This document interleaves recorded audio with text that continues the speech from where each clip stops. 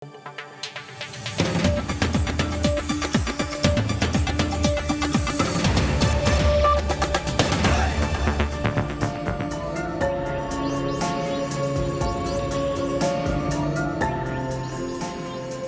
জাতীয় সংসদ নির্বাচনে মনোনয়ন যাচাই বাছাইয়ে বৈধ অবৈধর মারপ্যাচে পড়ে যেসব প্রার্থী নির্বাচনী ঘোড়ার লাগাম ছাড়া হয়েছিলেন তাদের হাসি ফেরানোর দিন শুরু হয়েছে। একই সাথে শুরু হয়েছে দেশের আনাচে কানাচে মাঠে ঘাটে নির্বাচনী উত্তাপ। এদিকে ২২ জানুয়ারি সিলেটে হজরত শাহজালাল রহমতুল্লাহের মাজার জিয়ারতের মাধ্যমে নির্বাচনী প্রচারণা শুরু করবেন তারেক রহমান। দর্শক, ত্রয়োদশ জাতীয় সংসদ নির্বাচনের শেষ সময়ের প্রস্তুতি নিয়ে আজকের নির্বাচনের সময়ের সঙ্গে আছি আমি তোহা খান তামিম। শুরুতে জানিয়ে দিব সংবাদ শিরোনামগুলো। সিলেট থেকে শুরু হচ্ছে তারেক রহমানের নির্বাচনী প্রচার। ২২ জানুয়ারি শাহজালালের মাজার জিয়ারত করে অংশ নেবেন জনসভায়। পর্যায়ক্রমে সফর করবেন সারা দেশ। নির্বাচনে লেভেল প্লেইং ফিল্ড নিয়ে অনাস্থা এনসিপির। ইইউ পর্যবেক্ষক দলের সঙ্গে নেতাদের বৈঠক। বিশেষ দলের সুবিধা বন্ধে ইসিকে ব্যবস্থা নেয়ার তাগিদ। আপিলে প্রার্থিতা ফিরে পাওয়ার হিড়িক। প্রথম দিনে আজাদ ও তাসনিম জারা সহ ৫২ জনের মনোনয়ন বৈধ, বাতিল ও স্থগিত ১৮। ভোটে নিরপেক্ষ থাকবে পুলিশ। এবং রাজশাহী ৩-এ বিএনপির মাথা ব্যথা অন্তর্কোন্দল। গণসংযোগে ব্যস্ত জামাত। মুন্সিগঞ্জ ২-এ ধানের শীষে লড়াই হবে শাপলাকলির। খুলনা ৩-এ লড়ছেন ৯ প্রার্থী।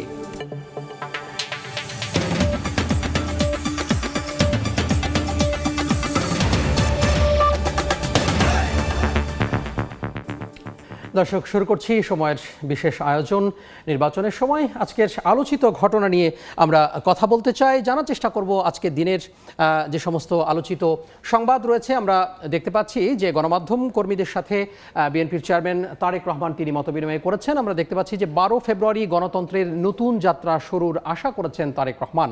অর্থাৎ ১২ ফেব্রুয়ারি অর্থাৎ যে নির্বাচনের দিন, সেই নির্বাচনের দিন তিনি গণতন্ত্রের যে নতুন যাত্রা সেটির আশা করেছেন তিনি, যে গণতন্ত্রের নতুনভাবে যাত্রা হবে তিনি বলছেন। এরপরে যে সংবাদটি রয়েছে, আসন্ন নির্বাচনে একটি বিশেষ দলের সুবিধা বন্ধে তাগিদ দিয়েছে এনসিপি অর্থাৎ জাতীয় নাগরিক পার্টি। তারা আজকে ইইউ যে পর্যবেক্ষক দল রয়েছে তাদের সাথে বৈঠক হয়েছে তাদের নেতাকর্মীদের এবং নেতাদের, এবং তারা সেখানে বসে বাইরে বেরিয়ে সাংবাদিকদের তারা জানিয়েছেন যে আসন্ন নির্বাচন যে নির্বাচন আসছে সেই নির্বাচনে একটি বিশেষ দলকে তারা ইঙ্গিত করেছেন এবং এই বিশেষ দলকে যে সুবিধা দেওয়া হচ্ছে প্রশাসনের পক্ষ থেকে বা নির্বাচন কমিশনের পক্ষ থেকে তাদের অভিযোগ, সেটি আসলে বন্ধের জন্য তারা আসলে তাগিদ জানিয়েছেন।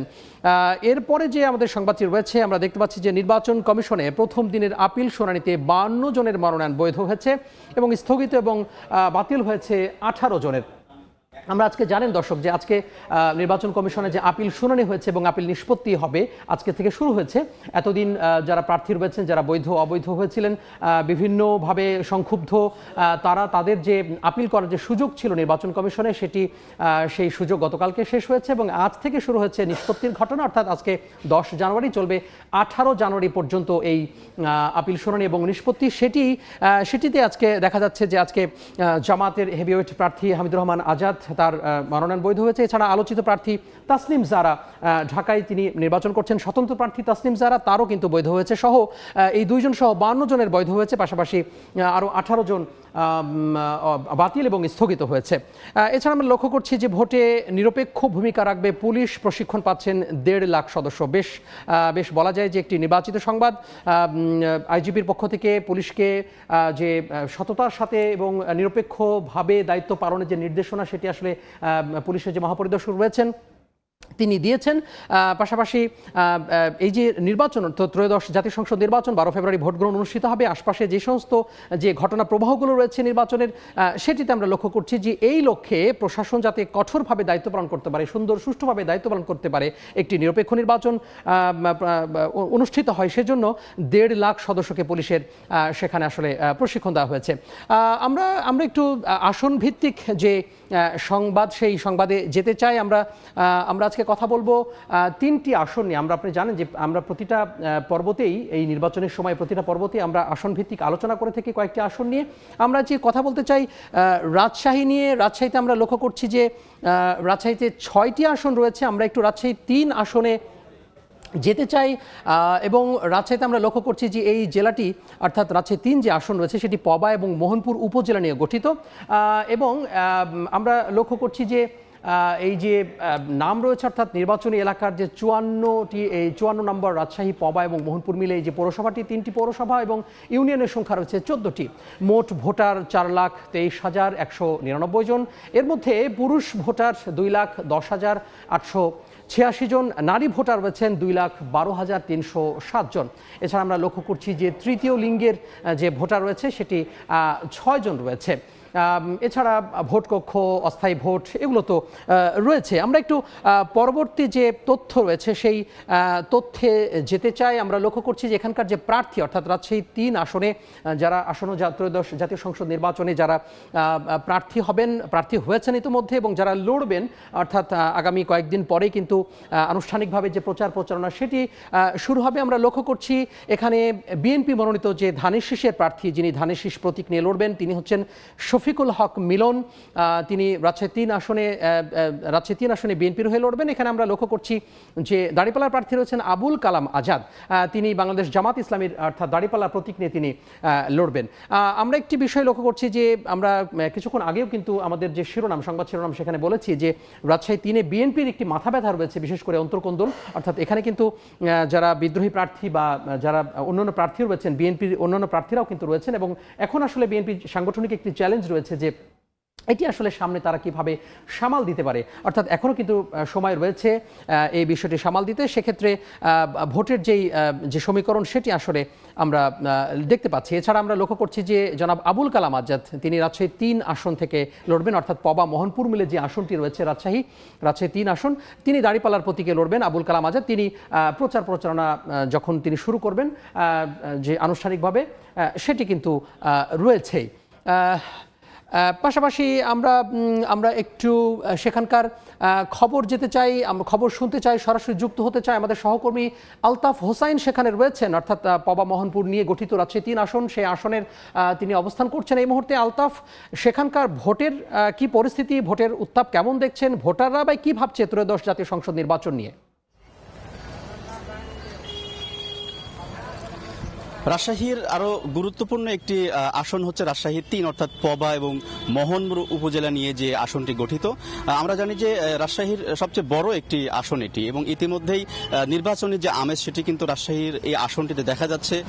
ইতিমধ্যে প্রার্থীরা কিন্তু তাদের প্রচারণা চালাচ্ছেন। আমরা জানি যে এই আসনে মূলত 7 জন প্রার্থী তারা মনোনয়নপত্র তুলেছিলেন গত 3 জানুয়ারিতে যে প্রার্থী মনোনয়নপত্র যাচাই বাছাই, সেখানে কিন্তু আমরা 4 জন প্রার্থীর মনোনয়নপত্র বাতিল হতে দেখেছি এবং 3 জন প্রার্থীর মনোনয়নপত্র বৈধ ঘোষণার পর থেকে আমরা এই আসনটিতে প্রার্থীদের দৌড়ঝাঁপ দেখছি এবং আমরা জানি বিএনপি মনোনীত প্রার্থী মোহাম্মদ শফিকুল হক মিলন, জামাতে মনোনীত প্রার্থী আবুল কালাম আজাদ এবং আরেকজন প্রার্থী আছেন জাতীয় পার্টির, তিনিও কিন্তু এই আসনে তার প্রার্থিতা বৈধতা ঘোষণা করা হয়েছে এবং তিনি কিন্তু প্রচারণা চালিয়ে যাচ্ছেন এবং একই সঙ্গে আমরা দেখছি যে তারা যাদের মনোনয়নপত্র বাতিল হয়েছিল তারা কিন্তু আপিল করেছিলেন এবং আপিল করার পরে তাদের আসলে মনোনয়নপত্র এখন পর্যন্ত এই খবরটা আমরা পাইনি যে তারা বৈধতা বা প্রার্থিতা ফিরে পেয়েছে কিনা। তবে যে 3 জন প্রার্থী এখন পর্যন্ত তারা টিকে আছেন এবং তারা প্রত্যাশা করছেন তারা একটি গ্রহণযোগ্য এবং সুষ্ঠু নির্বাচনের জন্য তারা অপেক্ষা করছেন। একই সঙ্গে তারা কিন্তু ভোটারদেরও বিভিন্ন ধরনের আশার কথা জানাচ্ছেন এবং ভোটারদের ভিতরে অনেক প্রত্যাশা রয়েছে এই বিশেষ করে গণঅভ্যুত্থান পরবর্তী যে নতুন বাংলাদেশ গড়ার লক্ষ্যে যে নির্বাচন অনুষ্ঠিত হচ্ছে সেই নির্বাচনে তারা খুবই ভোট দেওয়ার জন্য কিন্তু অধীর আগ্রহ নিয়ে অপেক্ষা করছেন ভোটাররা। তো এই ছিল রাজশাহী 3 আসন থেকে নির্বাচনের সর্বশেষ খবর। আলতাফ, আপনাকে অসংখ্য ধন্যবাদ। আমরা কথা বলছিলাম সহকর্মী আলতাফের সাথে রাজশাহী 3 আসনের নির্বাচনের সার্বিক পরিস্থিতি জানাতে পবা উপজেলার কাটাখালী এলাকা থেকে যুক্ত হয়েছিলেন আমাদের সহকর্মী আলতাফ হোসাইন। দর্শক, আমরা আরেকটি সংসদীয় আসন নিয়ে কথা বলতে চাই, ফিরে আসতে চাই। আমরা এর আগে ছিলাম রাজশাহীতে, আমরা ফিরে আসতে চাই ঢাকায়। ঢাকার মুন্সিগঞ্জ নিয়ে আমরা একটু কথা বলতে চাই। আমরা একটু জানার চেষ্টা করব, ঢাকার মুন্সিগঞ্জে যেতে চাই। আমরা লক্ষ্য করছি এখানে ঢাকার মুন্সিগঞ্জ আমরা একটু যেতে চাই। আমরা ঢাকার মুন্সিগঞ্জে যে কয়টি আসন রয়েছে, অর্থাৎ 3টি আসন রয়েছে মুন্সিগঞ্জে। আমরা একটু 2 নিয়ে আজকে আলোকপাত করতে চাই। আমরা লক্ষ্য করছি যে মুন্সিগঞ্জের লৌহজং উপজেলা এবং টঙ্গীবাড়ি উপজেলা নিয়ে গঠিত মুন্সিগঞ্জ 2 আসন, এবং আমরা এই মুন্সিগঞ্জ 2 আসনটি রয়েছে, ইউনিয়ন রয়েছে 23টি, মোট ভোটার 3,78,492 জন। এছাড়া পুরুষ ভোটার রয়েছেন এই আসনে 1,94,720 জন। নারী ভোটার রয়েছেন 1,83,772 জন। এখানে অস্থায়ী যে ভোট কেন্দ্র সেটি 130টি নতুন করে করা হয়েছে। ভোট কক্ষ এছাড়া স্থায়ী রয়েছে 726টি এবং অস্থায়ী 48টি, মোট 774টি এখানে যে ভোট কক্ষ, সেই ভোট কক্ষ এখানে রাখা হয়েছে। আমরা এখানকার যারা প্রার্থিতা করছেন, অর্থাৎ যারা লড়বেন এই আসনে মুন্সিগঞ্জ 2 আসন থেকে, তাদের বিষয়ে একটু দেখতে চাই। আমরা এখানে লক্ষ্য করছি যে ধানের শীর্ষে যে প্রার্থী, অর্থাৎ জাতীয়তাবাদী দল বিএনপি মনোনীত যে প্রার্থী রয়েছেন আব্দুস সালাম আজাদ, তিনি ধানের শীর্ষের প্রার্থী। এছাড়া আমরা লক্ষ্য করছি যে এবিএম ফজলুল করিম তিনি দাঁড়িপাল্লার প্রার্থী, অর্থাৎ বাংলাদেশ জামাত ইসলামী মনোনীত যে প্রার্থী, তিনি দাঁড়িপাল্লা নিয়ে প্রতিদ্বন্দ্বিতা করবেন, এবিএম ফজলুল করিম। এছাড়া আমরা লক্ষ্য করছি যে শাপলাকলি অর্থাৎ এনসিপির যে প্রার্থী রয়েছেন মাজেদুল ইসলাম। এছাড়াও কিন্তু অন্যান্য যে প্রার্থীরা রয়েছেন আমরা তাদেরকেও লক্ষ্য করছি, যে ইসলামী আন্দোলন বাংলাদেশের এখানে KM বিল্লালকে আমরা লক্ষ্য করছি, পাশাপাশি খেলাফত মজলিসের মোহাম্মদ আমিনুল ইসলামকে আমরা লক্ষ্য করছি। যদিও ইসলামী আন্দোলন বাংলাদেশ, জামাত ইসলামী, পাশাপাশি শাপলাকলি, এইদের ভেতরে কিন্তু একটি নির্বাচনী যে সমঝোতা, সেই সমঝোতা হয়েছে, এবং এই যে আসন অর্থাৎ মুন্সিগঞ্জ 2 আসন, এই মুন্সিগঞ্জ 2 আসনে তারা কিভাবে ছাড় দেবেন সেটি আসলে তাদের যে সমঝোতা, সেই সমঝোতার একটি বিষয়। তবে আমরা এই আসনে যেই প্রার্থী পরিচিতি, সেই প্রার্থী পরিচিতি আমরা এখানে আপনাদেরকে করালাম। আমরা একটু সরাসরি যুক্ত হতে চাই, আমাদের সহকর্মী রয়েছেন, আমাদের সহকর্মী নাসির উদ্দিন উজ্জ্বল, তার কাছে আমরা একটু যেতে চাই। নাসির, আপনারা এই যে নির্বাচনী উত্তাপ কেমন দেখতে পাচ্ছেন ত্রয়োদশ জাতীয় সংসদ নির্বাচন, এবং মুন্সিগঞ্জ 2-এ ভোটারদের যে কি পরিস্থিতি, তারা আসলে কি ভাবছেন এই সামনে নির্বাচন নিয়ে? তারা নিশ্চয়ই ভোট দিতে যাবেন, উৎসব কেমন দেখছেন সেখানে? আসন সেই পদ্মা নদীর একেবারে তীর ঘেঁষে, এবং এখানে কিন্তু নদী ভাঙনের যে সমস্যা সেটি নিয়ে কিন্তু প্রার্থীরা বেশি আলোচনা করছেন, এবং আপনি যেসব তথ্যপত্র তুলে ধরেছেন সেখান থেকে কিন্তু অনেক কিছু পরিষ্কার হচ্ছে। তবে এই পদ্মা সেতু ঘিরে, যেটি দক্ষিণ অঞ্চলের প্রবেশদ্বার, এই কারণে কিন্তু এই আসনটির গুরুত্ব আলাদা। তবে এখানে এই মুন্সিগঞ্জ পুরো জেলায় কিন্তু এক বিএনপির ঘাঁটি হিসাবে পরিচিত ছিল দীর্ঘদিন ধরে। তবে এবারও কিন্তু বিএনপি ধানের শীষ প্রতীক নিয়ে এখানে অ্যাডভোকেট সালাম আজাদ নির্বাচন করছেন, তার সঙ্গে কিন্তু লড়ছেন এনসিপির যে মাজেদ হোসেন, আরেকজন রয়েছেন কিন্তু দাঁড়িপাল্লার যে জামাত ইসলামের অধ্যাপক ফজলুল করিম।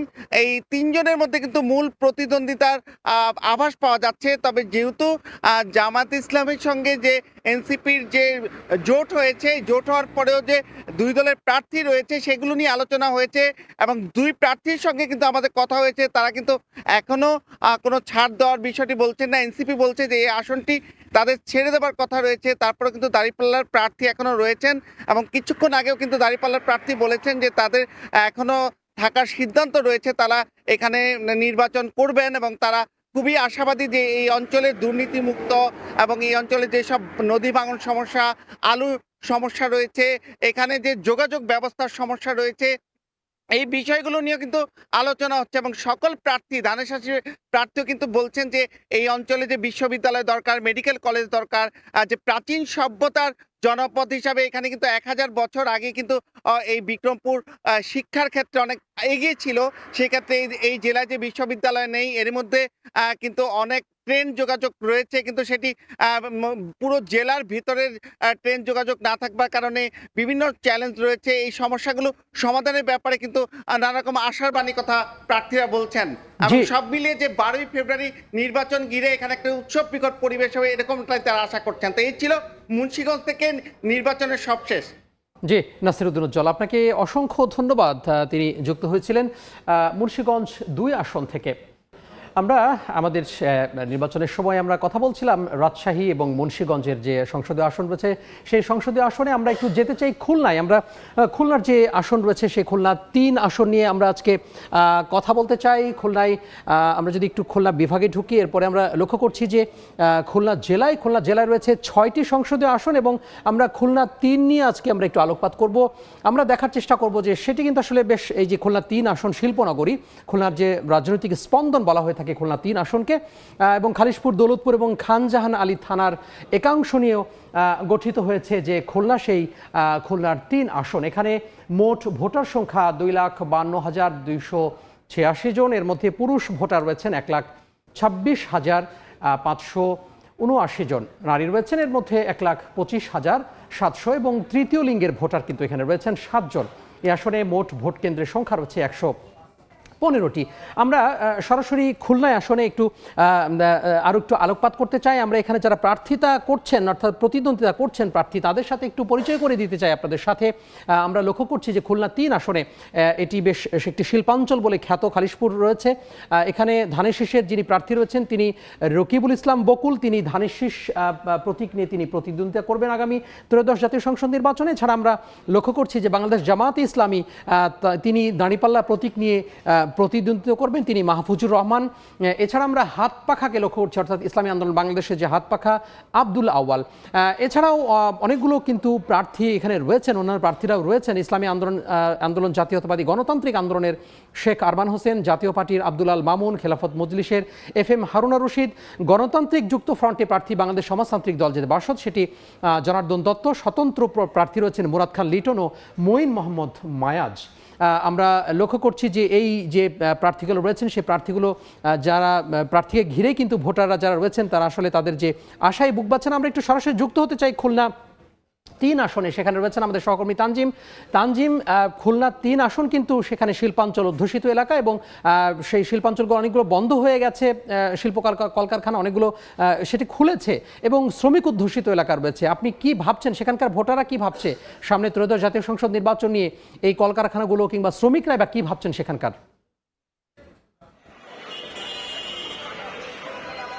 খুলনা সংসদীয় যে 6টি আসন রয়েছে এর মধ্যে কিন্তু অন্যতম গুরুত্বপূর্ণ আসন খুলনা 3 এবং খালিশপুর, দৌলতপুর, খানজাহান থানার একাংশ নিয়ে গঠিত যে আসন, এটি কিন্তু আসলে যে শিল্পনগরী খুলনা বলা হয়ে থাকে, এর অধিকাংশ শিল্প কলকারখানা, জুট মিল থেকে শুরু করে বিভিন্ন মিল কারখানা আসলে এই আসনটির বিভিন্ন অংশে অবস্থিত এবং এর ফলে এটি তো শ্রমিক অধ্যুষিত এলাকাও বলা চলে। সঙ্গত কারণেই যারা আসলে ত্রয়োদশ জাতীয় সংসদ নির্বাচনের প্রতিদ্বন্দ্বিতা করছেন, এখন পর্যন্ত 9 জন প্রার্থী আসলে আসনের প্রতিদ্বন্দ্বিতা করছেন, তাদের সবারই অন্যতম তাদের যে বলার জায়গা সেটি তারা বলছেন, তারা আশ্বাস দিচ্ছেন ভোটারদেরকে এই শিল্পনগরী এবং এই যে কলকারখানাগুলো, জুট মিলগুলো, সেগুলো কিভাবে আসলে নতুন করে চালু করা যায়, বড় পরিসরে আবার শুরু করা যায়। অর্থাৎ এটি কিন্তু আসলে হারানো গৌরব বলতে হবে খুলনার।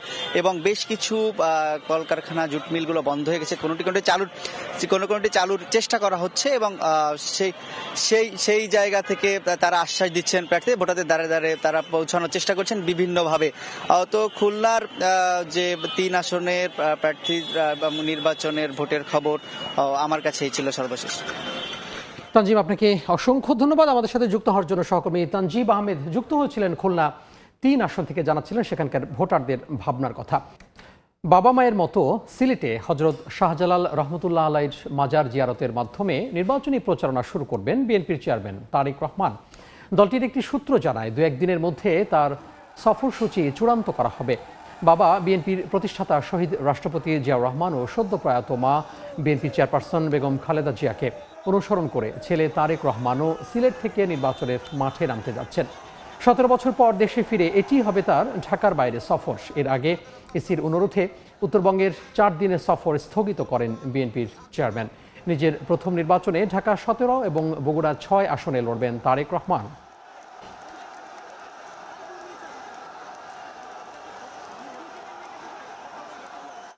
ইউরোপীয় ইউনিয়নের নির্বাচন পর্যবেক্ষক দলকে লেভেল প্লেইং ফিল্ড নিয়ে নিজেদের অনাস্থার কথা জানিয়েছে জাতীয় নাগরিক পার্টি এনসিপি। দুপুরে রাজধানীর একটি হোটেলে ইইউ পর্যবেক্ষক দলের সঙ্গে বৈঠক শেষে কথা জানান দলটির আহ্বায়ক নাহিদ ইসলাম। বিশেষ একটি দলকে সুবিধা দিতে প্রশাসনকে সিগন্যালিং করা হচ্ছে অভিযোগ করে ইসিকে আরও কঠোর হওয়ার আহ্বান জানান নাহিদ। নির্বাচনী প্রস্তুতি দিক থেকে বিএনপি নেতৃত্বাধীন জোটের তুলনায় 11 দলীয় জোট ভালো অবস্থানে আছেন বলেও দাবি করেন তিনি। বলেন, ওসমান হাদি হত্যার পর থেকে দলের প্রার্থীরা নিরাপত্তাহীনতার মধ্য দিয়েই নির্বাচনী কাজ চালিয়ে যাচ্ছেন। ঋণ খেলাপিদের মনোনয়ন বৈধ করা, নির্বাচনী আচরণবিধি লঙ্ঘনের বিষয়ে ইসিকে আরও কঠোর হওয়ার আহ্বান জানান নাহিদ ইসলাম। এ ছিল নির্বাচনের সময়। এরপর দেখবেন রাতের সময়। দেখার আমন্ত্রণ, সঙ্গে থাকুন সময়ের।